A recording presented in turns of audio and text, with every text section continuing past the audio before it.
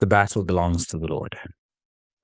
That doesn't mean you avoid responsibility. It means you stop carrying weight that exceeds your assignment. Your role is obedience. God's role is outcome. When you step into battles that belong to Him, you lose energy. That is facts. When you release them back to Him, you regain clarity. Strength is knowing when to stand and when to step back. That's wisdom, discernment, understanding when you're trying to play God. Because a natural instinct, like even in Jehoshaphat's story, is you'd have rallied up the troops, said, okay, let's go to battle. Let's get our nukes out. Let's get our missiles out. Clearly, you can tell with the wars that have been fought that people just went on because sometimes people want to control outcomes. And that usually lands people in trouble, big trouble. So we don't want that. We don't want that. There's a lot to draw from this example with the current events that are happening in the world. A lot to draw from this example. And we're going to move into what to do today. So complete day 22. We've done that. Identify a battle you've been fighting internally. Ask yourself, is this mine to carry? Bring it before God intentionally. Release the need to win. Focus on your next faithful action. That's it. That's it. That desire to control everything.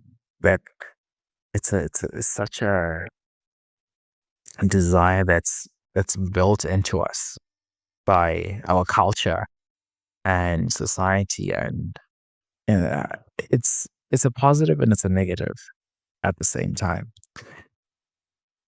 because we are sort of put into a system that has certain rules that reward certain behaviors and certain outcomes, and the incentives make people want to control certain things. And it's a game. It becomes a game, right?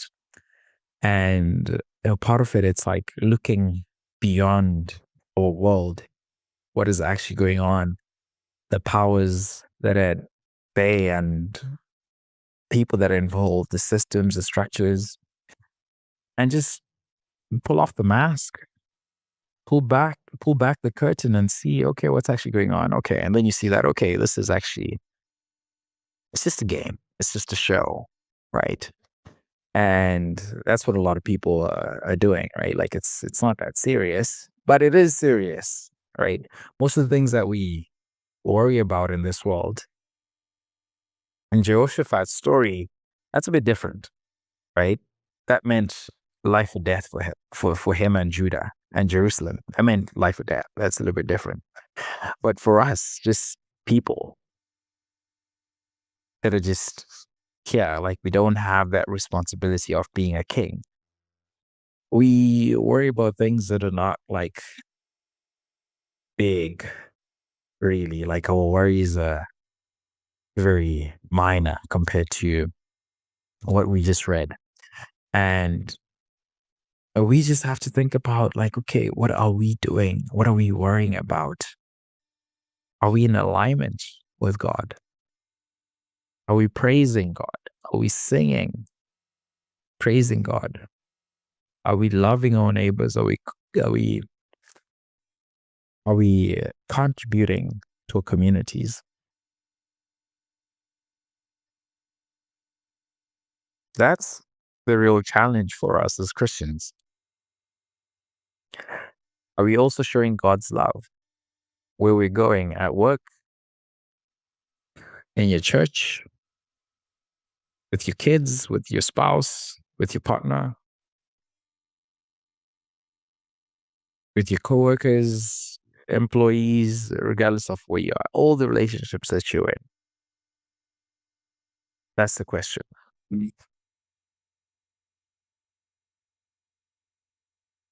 Hey, so